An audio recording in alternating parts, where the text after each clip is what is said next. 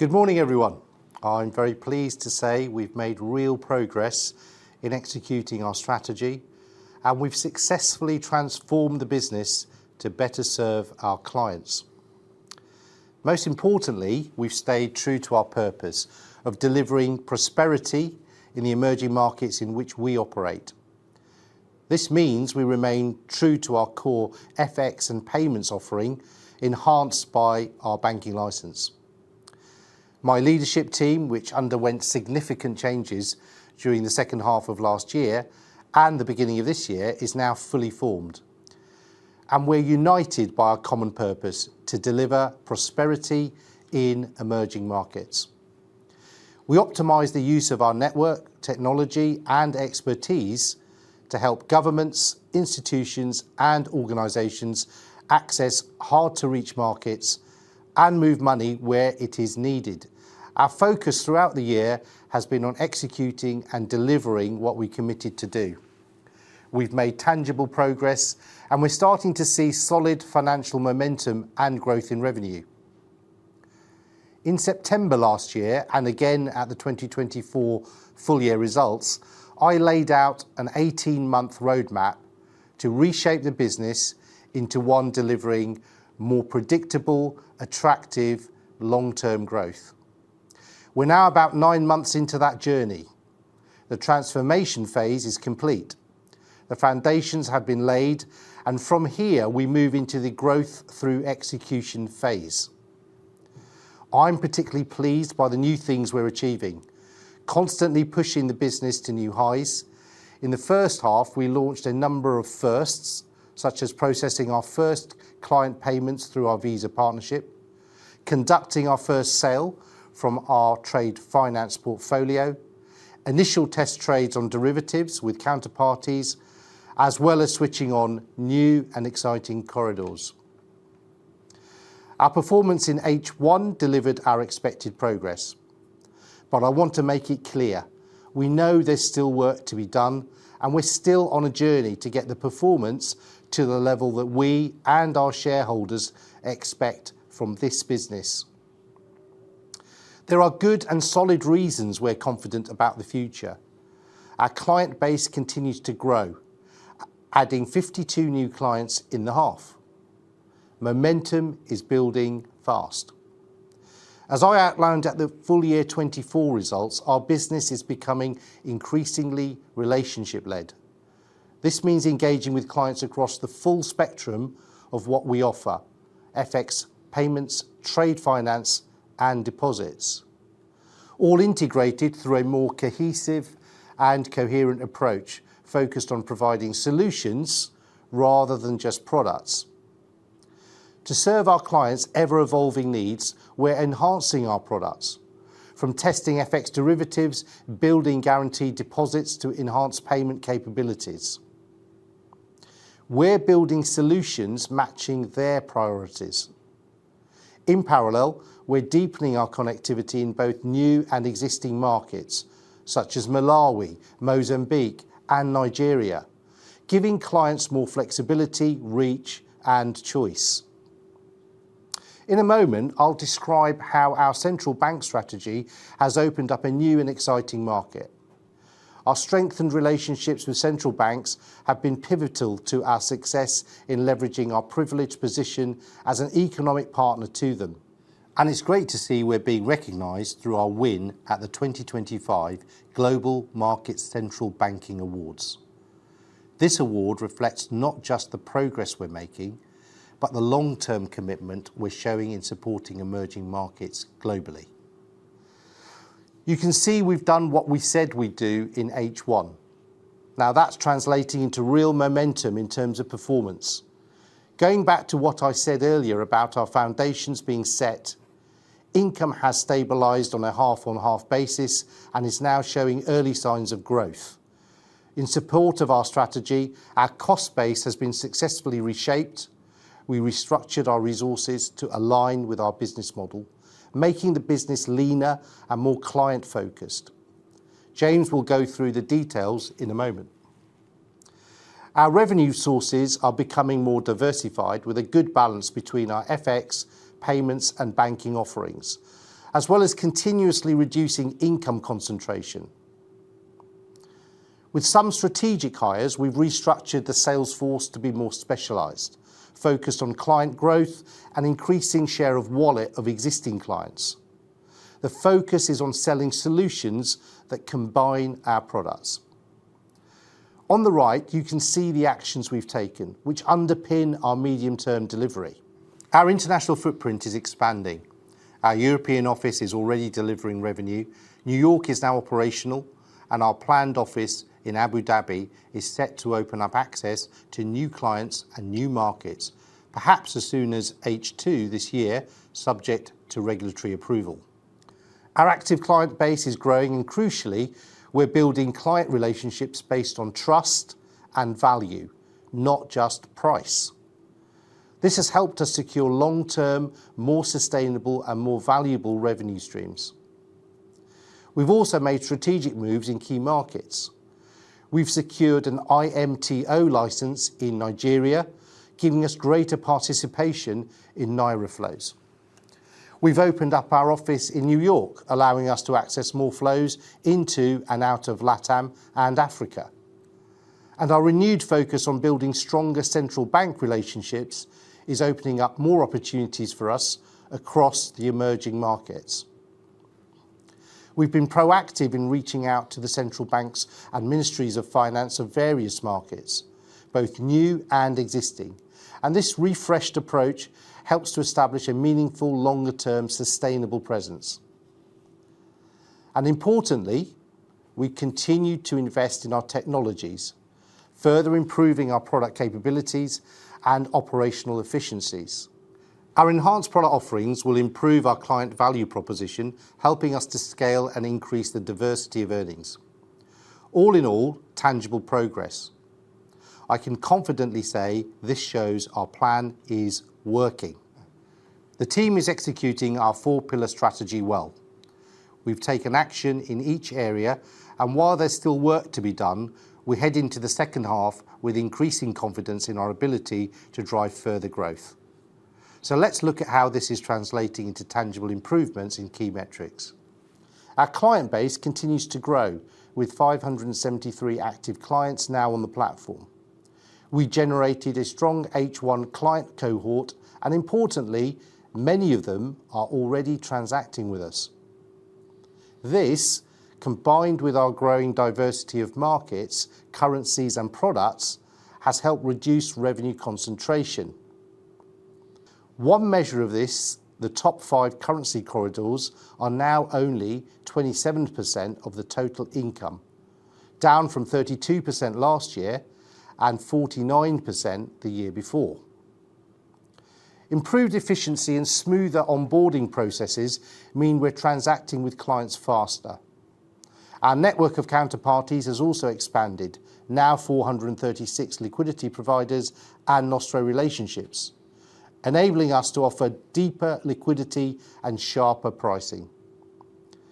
The platform continues to deliver a holistic solution across FX, payments and banking, and clients are increasingly treating us as their long-term transactional partner. This is reflected in our average deposit balance, which stood at £1.5 billion. Our platform is generating more and more volume.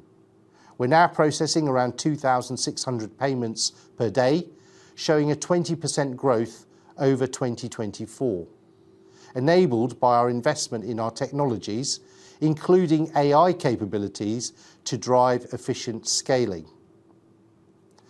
And as previously guided, we're directing more of our technology investment toward commercially driven initiatives.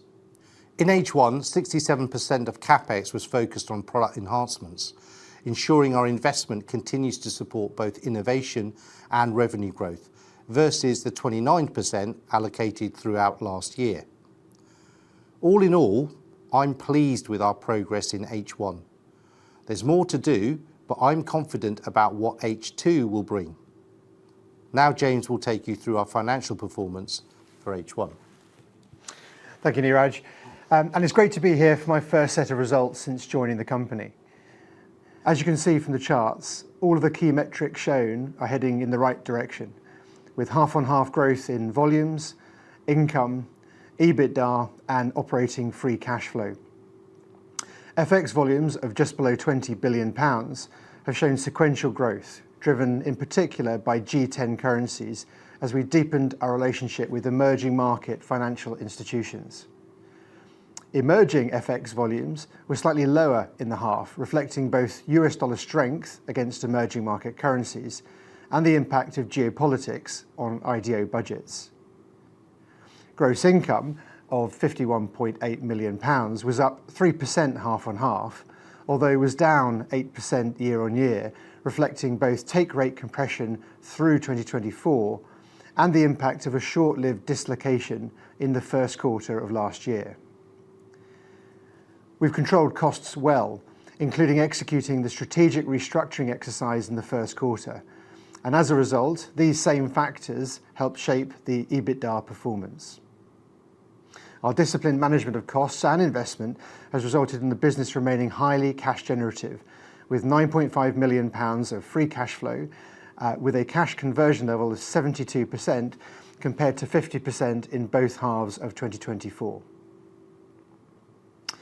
As you can see, we've delivered half-on-half growth of 3% in income, 8% in adjusted EBITDA and 9% in adjusted profit after tax, demonstrating that the strategic actions taken have started to generate positive performance momentum. For the eagle-eyed members of the audience, I wanted to highlight two changes to the presentation of the P&L. First, we've reallocated around £1.1 million of revenue from each of the halves of 2024 from wholesale FX to payments FX, as this category better reflects the activity generating that particular income. And second, we've extracted IFRS 16 lease interest, which was previously netted from the income line, and we've separately disclosed this on the face of the P&L. Neither adjustment changes the statutory or adjusted profit numbers for any period, but we believe they better reflect our underlying business. Turning to the numbers themselves, an adjusted EBITDA of £13.1 million represents a margin of 25.3%, up 1.3 percentage points from the second half of last year. Depreciation and amortisation increased by 37% compared to the first half of 2024 and 11% half on half, reflecting the step up in capital expenditure over the last few years and the timing of technology that came online. On the bottom line, we improved adjusted profit after tax by 9% half on half as operational leverage started to come through, with costs growing slower than our income and activity levels. Now, this chart essentially shows that we remain a payments and FX business enhanced by our banking licence, with around 60% of our income coming from our FX and payments product areas. We're enhanced by our banking licence as it allows us to take deposits, which in turn feeds our payment services for those clients, funds their FX transactions, and in turn enables us to provide trade finance facilities. A key part of our strategic agenda has also been to focus our efforts on building client businesses that generate more annuity flows, which can grow in a more predictable and more repeatable way. The red dotted line on the chart highlights the product areas that are traditionally less volatile. As we have seen in developed FX, for example, where spreads are more predictable, or where the business generates largely annuity-like income, as we can see in our deposits, trade finance, and our growing payments businesses. Together, these areas are 70% of our income and grew 8% half on half. Another focus of our strategy is to turn the topmost segment of the chart, representing emerging FX, into a more annuity and fee-based business as well. Emerging FX remains at the heart of who we are, but we're starting to do it in a way that drives more sustainable, recurring income streams. We're delivering this by, for example, working hard with our central bank relationships and others to resolve structural issues in markets. Instead of transacting on a particular deal on a particular day, we're now working to fill a monthly requirement for clients, turning a one-off transaction into regular daily activity, which can be recompensed by margin or fees. You'll hear more about this from Neeraj shortly. Our teams are also driving the business by adding more clients, bringing online more enhanced products and services, and opening up more new markets.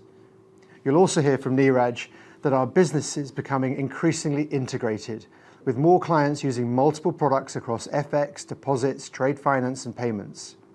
We're a client-led business, and this is increasingly apparent as we build out our solutions focus, which is largely agnostic to which product category we earn income in. Our volumes have shown sequential growth, despite US dollar strength against emerging market currencies and the impact we've seen to IDO activity. These headwinds have been offset by more significant growth in other transacting clients.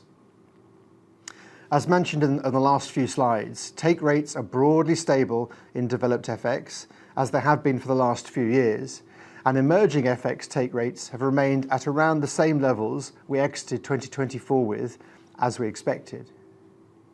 Our increasing focus on structured transactions will generate more fee income from our FX services, which in turn means that take rates should become less of a key driver of our FX business going forward. This shift in focus will not only help us build a more predictable income stream, but it is also the way we can build a more sustainable business with our central bank network and with our commercial clients. Turning to the next page. Overall, our costs remain well controlled, and we've been repositioned to better deliver our strategic priorities and drive operational leverage as we grow. Staff costs were flat half and half and slightly lower than the same period of 2024, as we took action to restructure the business. As part of this process, we've taken out surplus roles and have now proportionally more resources in client-facing and revenue-generating teams. The one-off cost of the restructuring exercise was around £2.5 million, towards the lower end of the guidance we set out in the full year results in March. And as in previous years, these types of costs have been reflected as non-underlying in nature. Importantly, as we set out in the March results presentation, we're maintaining our guidance that staff costs, excluding potential variable pay, will be broadly flat year on year for 2025. Moving to other operating expenses, in the first half of 2024, there was around £600,000 reduction to costs related to a one-off VAT refund. When adjusting for this to better reflect our underlying cost trajectory, non-staff costs, or other operating expenses, were up 5% year on year and broadly flat half on half. The increase in costs year on year largely reflects activity-linked costs such as software costs as we rolled out new products, and third-party processing costs like bank charges as we processed 20% more transactions year on year. Overall, we are positioned to deliver better operational leverage through time. We're developing lean principles and using AI technology and applying them to processes to drive greater efficiency. We'll continue to work hard to deliver further efficiencies as our platform scales, and we'll also continue to look to invest behind sustainable, profitable client activity where we see good opportunities. As I mentioned before, we are a payments and FX business enhanced by a banking license. It is a real competitive advantage for our business, where we compete with non-bank businesses. The license also opens doors across our network, helping us to build a network of over 430 Nostro or liquidity provider banks around the world. Taken together with our emerging markets expertise, our business model is very hard to replicate. But it's also important to remember that we're not a typical bank and have no intention of becoming one. Our revenues are largely capital light and non-balance sheet intensive. We remain highly capitalised with a CET1 ratio of 19.5%, higher than the market average. Our client assets to client deposits ratio was around 17%. This means that for every £1 of client deposits with us, we lend out approximately 17 pence. This is significantly lower than pretty much any other bank out there. To help benchmark how capital light we are, the slide shows our stats against a selection of banks that are more international and transaction banking focused. Our uniqueness is further evidenced by our revenue to credit risk RWA ratio of around 30%. This is significantly higher return than the same peer group that generate around 12%. Deploying credit and capital is not the key driver of our income. Where we do use our capital is largely in trade finance, which is diversified, short tenor, and generates significant activity in other products. Importantly, this also positions us for a massive opportunity. In Africa, around 40% of trade is intermediated by banks, compared to around 80% worldwide. We can connect this demand with providers of capital in a capital-efficient way, and we can have a lasting positive impact on the markets we serve. Finally, on this slide, in terms of CapEx, we spent £3.5 million in the half, in line with our previous guidance, with around 2/3 of the spend focused on continued product development, which will generate further revenue streams. In the first half, we delivered good progress. We executed on our strategic priorities and the commitments we've made. We generated approximately £52 million in total income, £13 million in adjusted EBITDA, and £5.4 million in adjusted profit after tax, all showing growth from the second half of last year. We are pleased with the progress that we've made, as it is building a more diversified business with more clients transacting more products with us across more markets. Whilst we have more to do, there is evidence the steps we have taken have translated into building momentum for our financial performance. Cost efficiency and productivity remain a focus for us to deliver operational leverage as we grow. However, we will continue to invest behind activity that generates sustainable, profitable, client-driven revenues where we see the opportunities. I'll now hand back to Neeraj, who will describe in more detail the client progress we're making and why we're confident that this should translate into a better performance in the second half of the year. Neeraj. Pleasing progress indeed. It's all about delivering what we said we'd deliver. It's been a period of intense effort and strategic enhancement, which has transformed the business and continues to allow us to deliver on our commitments and to position ourselves for continued sustainable growth. At the last full year results, I laid out an 18-month roadmap to reshape the business and put it on a predictable growth trajectory. We're now 9 months into our journey, and I can confidently say we've laid strong foundations. The team have been focused on execution and delivered. We've established the business, improved our operating model, and created the platform we need to grow on. We're driving new client solutions and operational efficiencies through enhancing our technology stack as we offer more digital solutions. Whilst growth in H1 was modest, it's turning a corner, and we've done well against the exogenous factors out of our control, and solid foundations are in place. We expect our progress to accelerate in H2. Turning now to our client activity in H1. Activity levels have remained resilient despite ongoing global macroeconomic pressures. Our strategic focus is starting to show meaningful results, although there's clearly been an impact to our International Development Organisation activity levels, which has made about 10% of our revenues historically and now. Starting with banks, which represent around 2/3 of H1 income, this segment is showing early positive signs of our relationship-led model clearly delivering. The bank segment includes both commercial and central banks.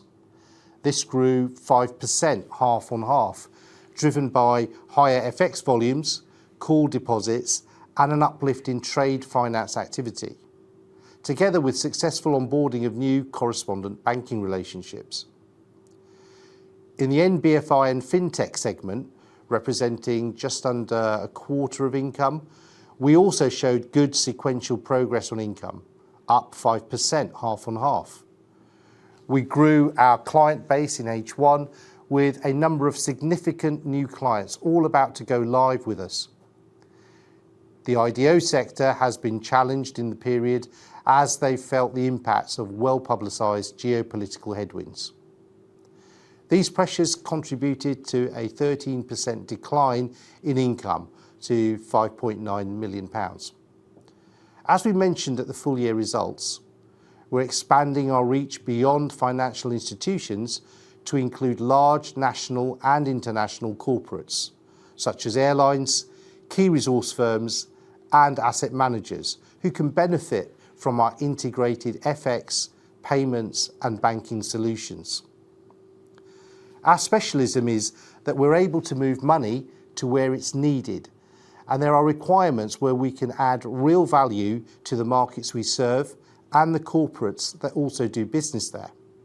Our all-important purpose of bringing prosperity to emerging markets for sustainable growth is grounded in the strength of our platform and technology designed to drive client loyalty and deliver holistic solutions across FX, payments, deposits, and trade finance. Our client-led solutions focus aims to harmonise the power of all of our products together to work through our client relationships to solve real problems rather than just purely execute a trade. This is why we've created a structured solutions business. It's also powerful in being able to build a more fee-based business model at the same time as increasing share of annuity flows in the FX product set. I'll go into the power of this solution in a case study shortly. This includes helping clients unlock trapped liquidity and convert to hard currency, source liquidity for outbound payments, or hedge against volatile currency movements. All of these are critical pain points which our solutions aim to solve. Spot FX remains our core business. However, we're rapidly expanding our offering to meet a broader range of client needs. I'll go through the progress of each of these now. First, enhanced payments. 3 clients are now live on our automated clearinghouse or ACH rails with 52 currencies available. This proposition is now being marketed and is gaining traction in particular with our IDO and NBFI clients. Next, FX derivatives. We've completed successful test trades, operational readiness is in place, and we're talking to a number of clients to get started in the second half of the year. Our approach here is not to carry significant risk on our balance sheet, and we'll be hedging our positions in real time. Then deposits.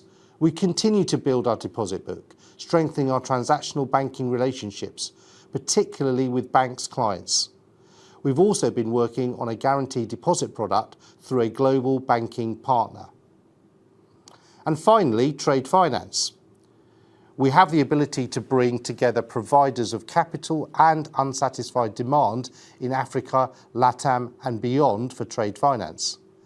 This is a capital light business, demonstrating our origination capability, and is an important first step in helping our markets access international trade finance capital providers.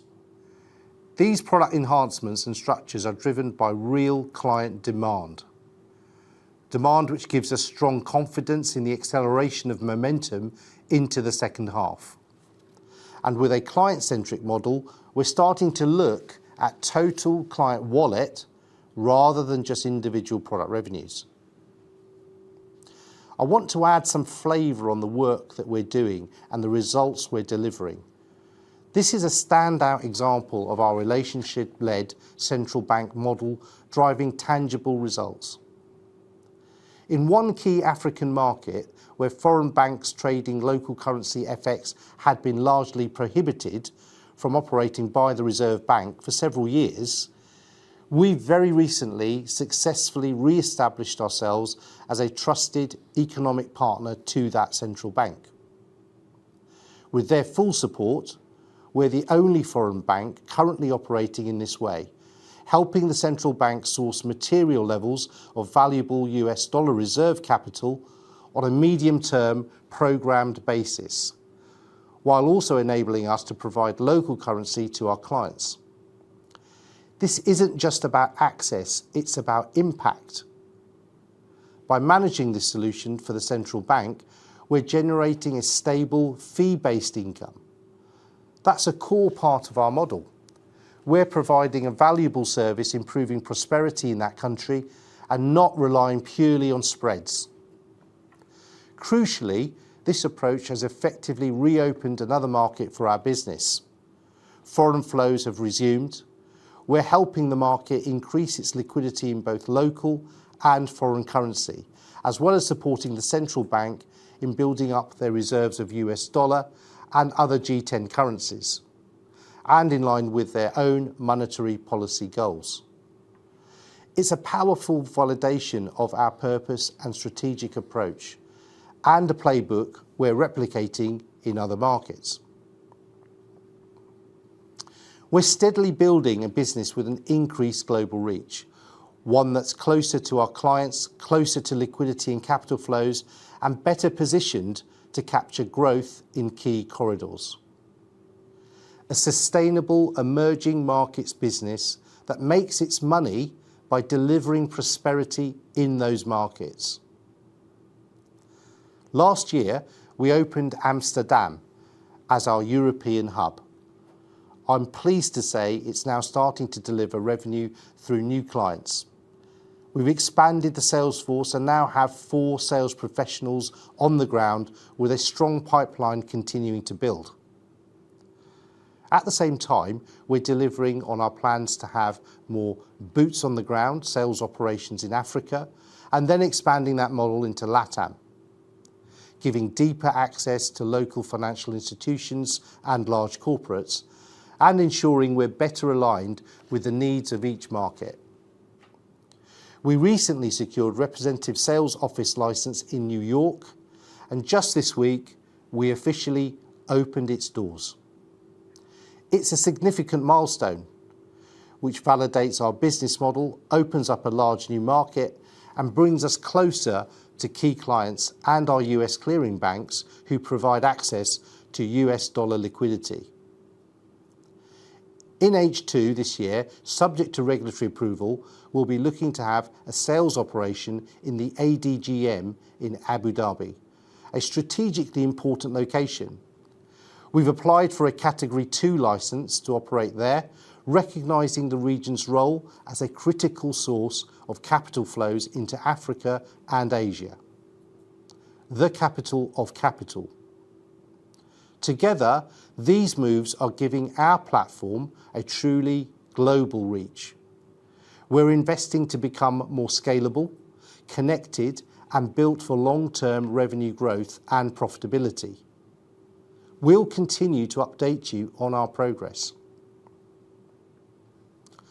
Our business growth is being powered by the advances we're making in our technology and how we're driving efficiency in our processes.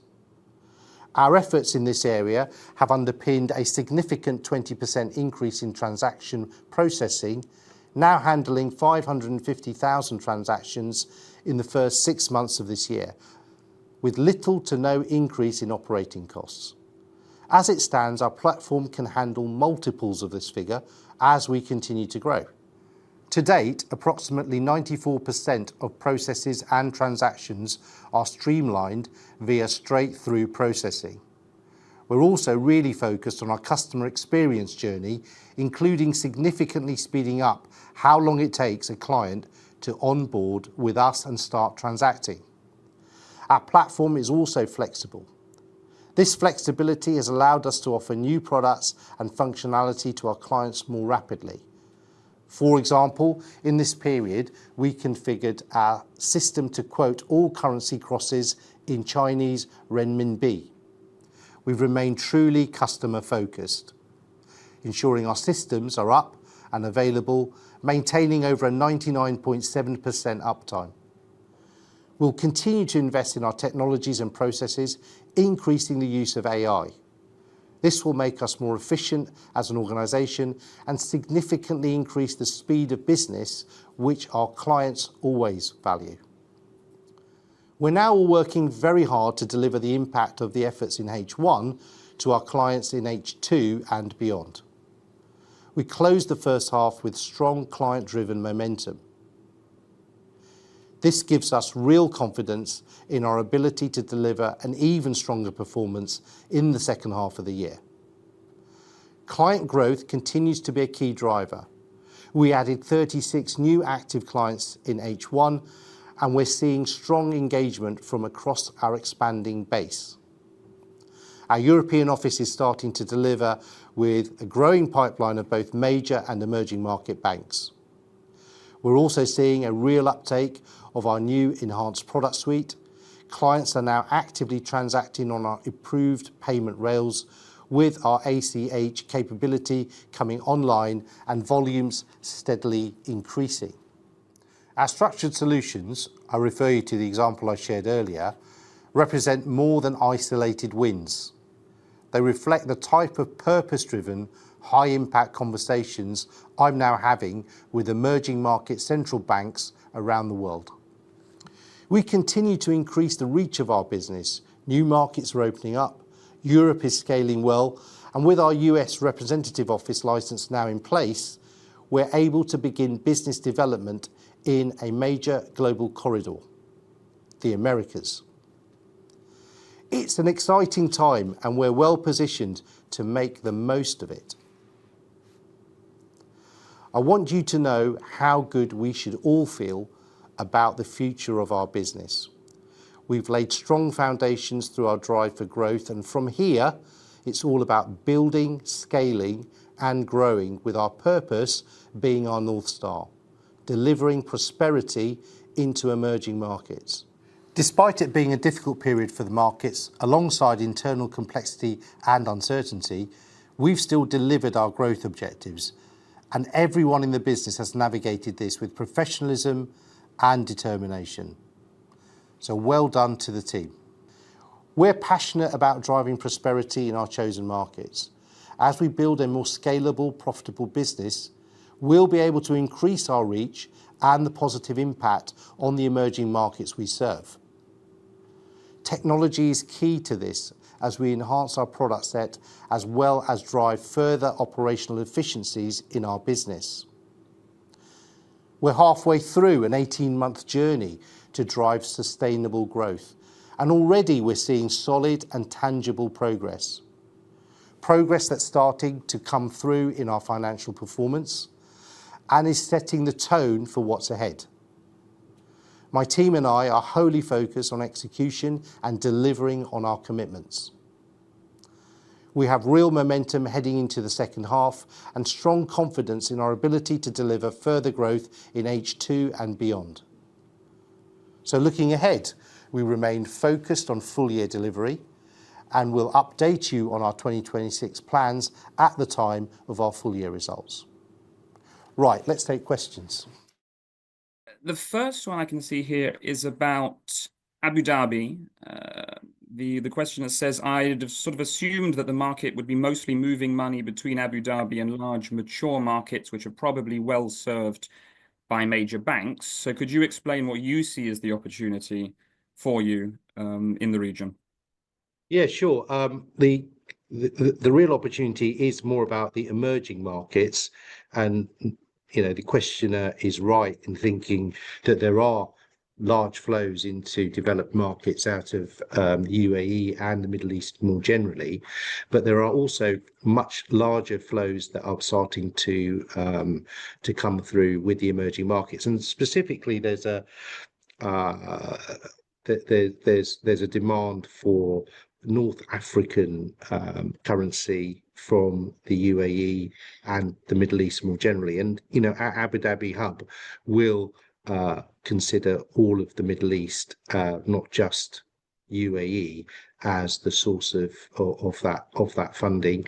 And Africa itself is becoming much more important to the Middle East as they move away from carbon fuels as their main income driver, and start looking at other businesses that they would like to both own and invest in all over Africa that are dealing with rare earth metals or lithium, cobalt, copper, and other materials that are becoming more and more important in the world that we live in.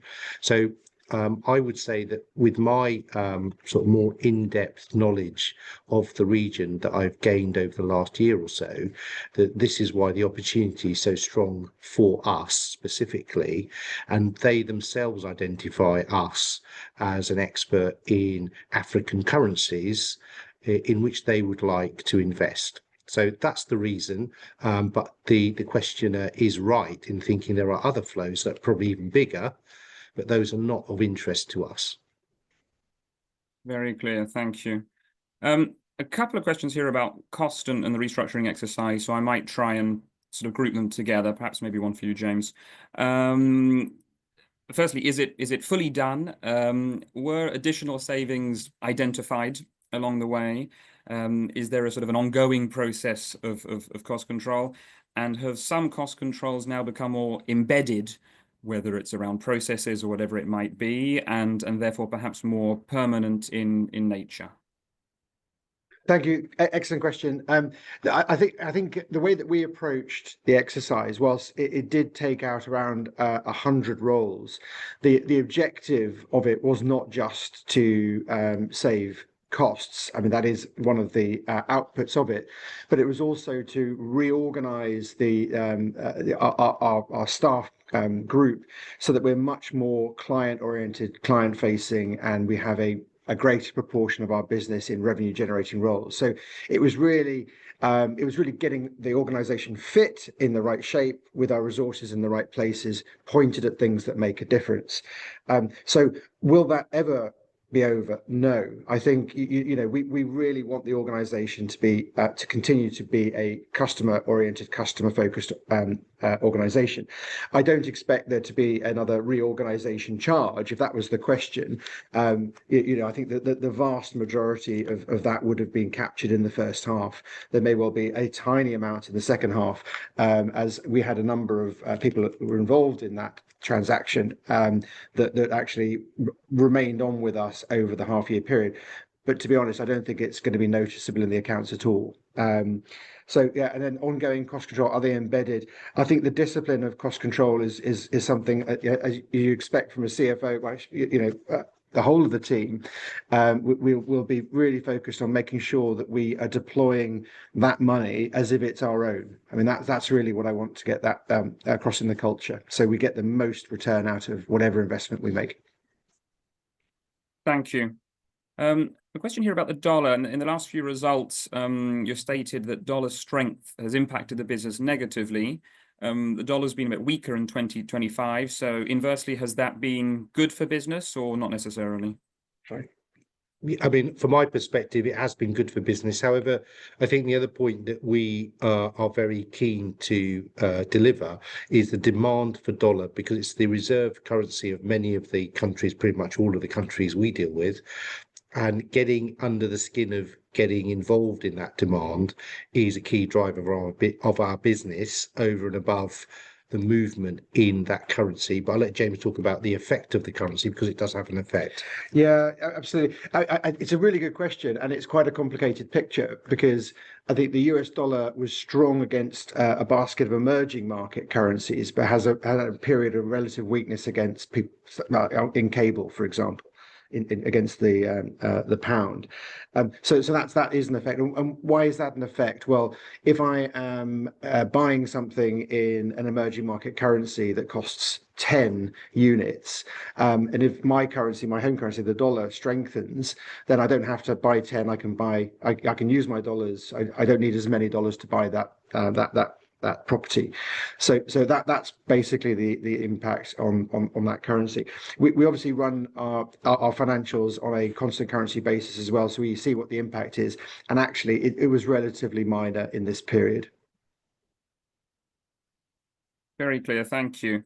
You probably won't be surprised to see this question. Can you give us any examples of how you are using AI in the business, if at all? Yes, I think AI is a growing area for us, and we sort of spent a little bit of time on it in the presentation. Yes. And what we see is that the areas in which we can use it more will be this kind of agentic AI, where it actually tries to understand more about the things that we get our people to do. There are areas that we deal in, specifically in the risk area, where judgment is needed, and that judgment cannot be, replaced by AI from our perspective. However, there are many things, many parts of our processes that require much more mechanical type decisioning that can be taken over by AI. And our COO and CTO are both working very hard, and we have resources in place that are very specific and very specialized to get better use of AI over the next 12 months from our business. And we've always said, and I have always said this since I've arrived, that the key success factor for us will be the operational leverage that we deliver whilst we grow our revenue line. And what we've seen this half is very pleasing, because we've got revenue growth with zero growth in costs, and we want that to continue. AI will be a very strong driver of that. If you want to add anything, James. No, I think we've got a lot of use cases that are being tested at the moment across the organization. We've got a group of, I think it's around 100 people who are actually piloting in their day-to-day jobs in the organization the use of AI. I'm actually one of them as well. So I'm one of the guinea pigs internally. So we've got actually quite a lot of activity going on to try and work out what are the best use cases for us across risk, finance, the front office, understanding our data. There's so many exciting areas that we can get involved in. But yeah, no, it's a core part of what we will become. Thank you. You touched on this in the presentation as well with regards to the New York office opening up LATAM opportunities. We have a question here. Which would you say are the most attractive markets in that region for you, do you think? Well, I think it's, there are a number of countries within that region of Central and Southern America that we can't deal with due to sanctions and other things. So there is a number that we can deal with, and there are some exciting ones that we are dealing with currently. Places like Guatemala, Bolivia, and to some degree we're sort of dealing with places like Mexico as well that we have connection with.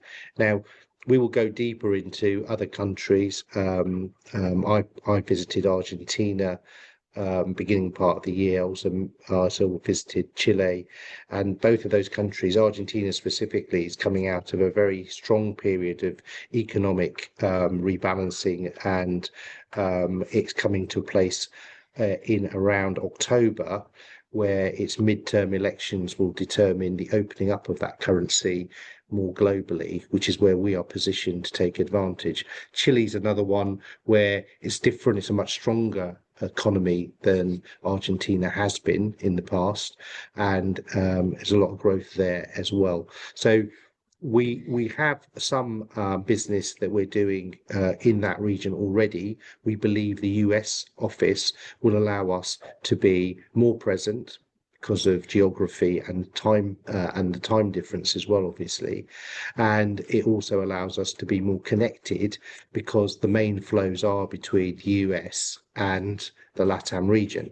And that flow isn't just out of the US into LATAM, it is the other way around too. There's a lot of flows of currencies that go straight into New York, for example, which also make that location quite valuable to us. Thank you very much.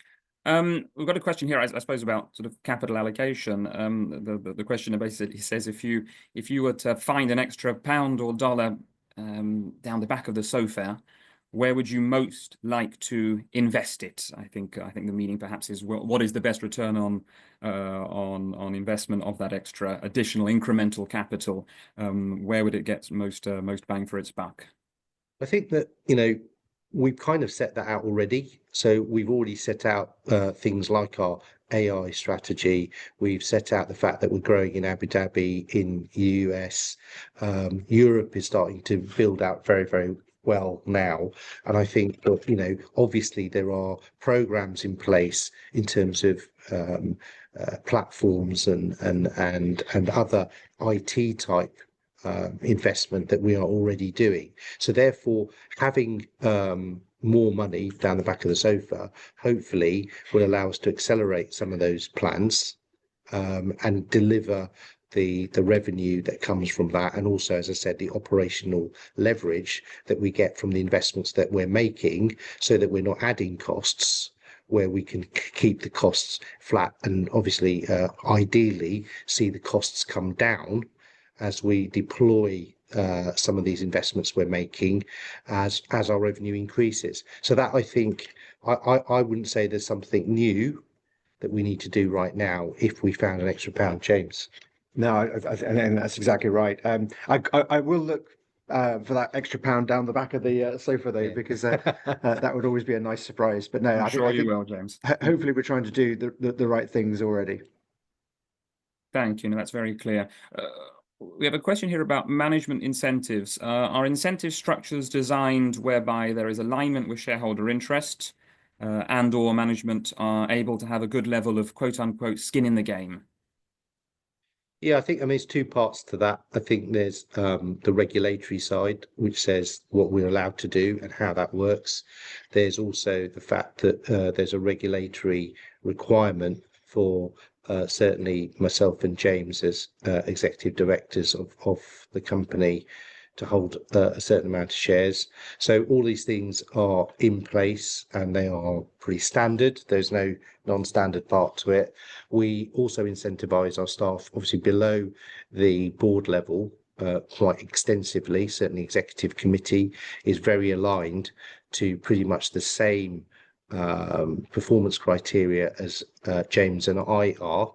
And then below that, one below that is also something that we are introducing specific incentives that build on our profitability and revenue generation over the next period of time. So I think that we feel that we have, over and above our normal reward mechanism of bonuses and pay, that we have additional elements that align well with the shareholder what the shareholders are looking for, and align with our plans. And over delivery is what we are trying to incentivize. We're not incentivizing standard delivery. That's already taken care of. So for us, we would like to see an acceleration of profitability come through that incentivization. And if that happens, people get rewarded for that. Thank you. I'm conscious of time, but there's a lot of questions coming in, so I think we've still hopefully got time for another 2 or 3. One question says, which competitors do you come up against most often? It's a really interesting question because in my travels, certainly over the last year or so, I've not actually come across any. So I think downstairs in our trading floor, we see more of that, and there'll be a number of people out there that will be quoting various currencies. Some of them do some currency, some do other currencies. I think we are one of the broadest out there. StoneX is one of our sort of known competitors, but from what I understand from my trading floor, they don't come across them that often. It isn't that they do come across them, but not as often as I would have thought either. So I think in some of the currencies that we're dealing, we can be sometimes the only people that are doing it. And that's why, as we've said in the past, the UNHCR, for example, and other UN bodies use us quite extensively in some of the currencies that really people are not dealing in at all. So I think that specialism is very important to us. And the question is a good one in saying, well, actually, the lower the number of competitors that we see up against us, the more that validates that we're doing the right business, because we are very much a specialist in emerging market currencies. So if we're up against people quoting euros and dollars and yen, for another developed currency, then we're probably in the wrong space, right? I can just add a little bit to that as well, because I spent crikey, 20 years of my career building emerging market banks in Asia, Africa, the Middle East. And I think what's true is that over time, a number of providers into emerging markets have reduced their focus on the markets that we've served consistently throughout. So I think that there's a real opportunity for us to step into that space, which is pretty exciting. I think the other thing as well, and Neeraj and I spent a fair amount of time on the presentation talking about how we're not just a pure transactional business. We are looking for building long-term relationships and providing solutions. And I think when you go from transactional to solutions, transactional, yeah, there's a market price and there's competitiveness. When you're looking at a solution, I think that's when you really differentiate yourself. Thank you very much. Indirectly related to competition, there's a question here saying, does the Visa last mile product risk cannibalizing some of your fintech business, i.e. competing with them? No, not really. So I think the reason that we have specifically partnered with Visa is that we have a choice. And the choice was, do we invest in creating what Visa has and going into all of those different currencies and jurisdictions and all the rest of it, way beyond where we have been in the past, or do we partner with them? So that question had to be answered before we entered into that partnership. And what we found was that Visa partnership would enter us into more currencies more quickly than if we tried to do all of that, our heavy lifting ourselves. And not only that, it was a much cheaper route to getting there than trying to develop a load of IT systems change that would then get us to that level of complexity and delivery. We have demand for it, this B2B to C type business, especially from our international development organizations, and therefore being able to do it more quickly meant we have a quicker route to revenue generation. So all of those things taken together make the decision to use Visa rather than do it ourselves a clear one, really. James? Yeah, no, that's absolutely right. I think the other, dare I say, cool thing that we're doing at the moment is we have a technology in the organization that allows for smart routing. In other words, our technology is able to deploy the most cost-effective route to market for our clients. So that actually is proprietary. That is really interesting. But the ACH rails is part of that. Thank you very much. A question here on Helios, still owning a large stake. Could you describe their involvement in the business and any color on your view on their potential intention longer term?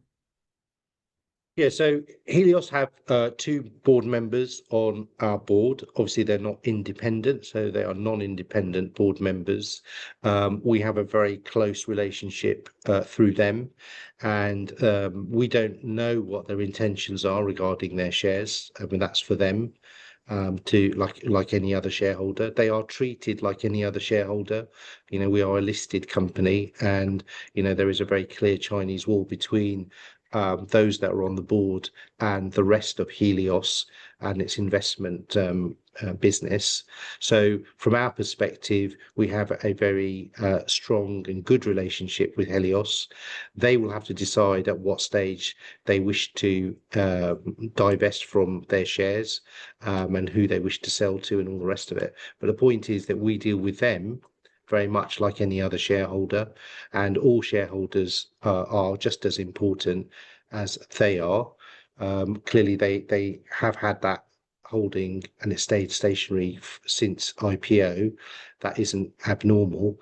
But you know, let's see what happens in the future. Ultimately, what has happened post IPO that all the shareholders know about is the change in both in the share price, but also in the market itself doesn't really lead to many people wanting to sell immediately if you look at their in prices. But that's their decision. I mean, for every shareholder, it's up to them to decide when and how they would like to sell or buy shares. And we're very happy with our relationship with all our shareholders. Thank you. Maybe one final question there here with a question that says, I'm certainly not an expert in all things crypto, but we do read a lot around transfers using crypto and increasing use of stable coins and others. Is this something you have on your radar and are looking at? Could it be an opportunity? Could it be a threat, or maybe a bit of both? Yeah, and I think it's a really great question because it is both. It is a threat and it is an opportunity. And we've been working on how we might involve ourselves in specifically stable coin, because when we look at the markets we're in, we support an awful lot of commodity trading, and that commodity trading is can be done much more efficiently from what I've seen through a through what do you call it? Blockchain.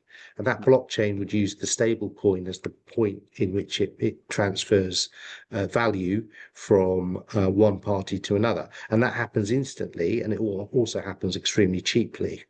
So that is something that I think is a very attractive thing for the markets that we're in. And is something that I know that those markets, when I go and speak to them, especially their central banks, are very interested in. So we see that as something that is an opportunity for us. And I say we are working on that.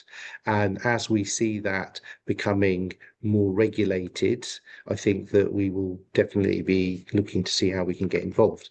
Now, the other side of it is that we're not involved and will not be involved in what is termed crypto, which is a very different offering, right? So that what we need to be much clearer about is the market understands the difference between a stable coin and a cryptocurrency, and the fact that, you know, where our bread is buttered is on the stable coin side, and how that works with a blockchain with commodity trading and all of the things that surround it. So at the end of the day, yes, these things are digital currencies, but they do start and end with normal currencies, right?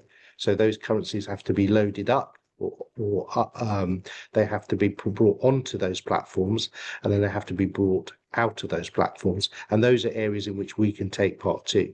Now, interestingly, we have, and we made this point in the presentation, that normally all the crosses of currencies we have are with other, you know, well-known currencies like US dollar, sterling, and all those kind of things.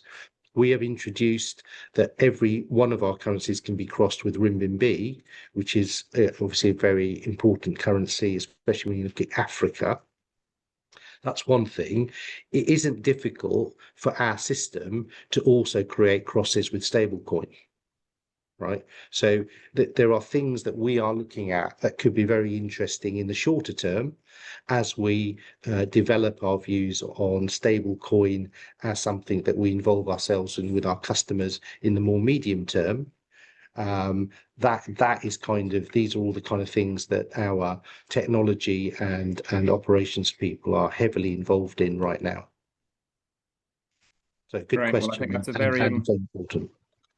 I think that's a very interesting place to leave things. I think we've covered a lot of ground as well today, and in the presentation and in the Q&A. So if we didn't get around to your question, please reach out to us at Equity Development. We're happy to pass your query on, or to contact the IR team at CAD Payments directly.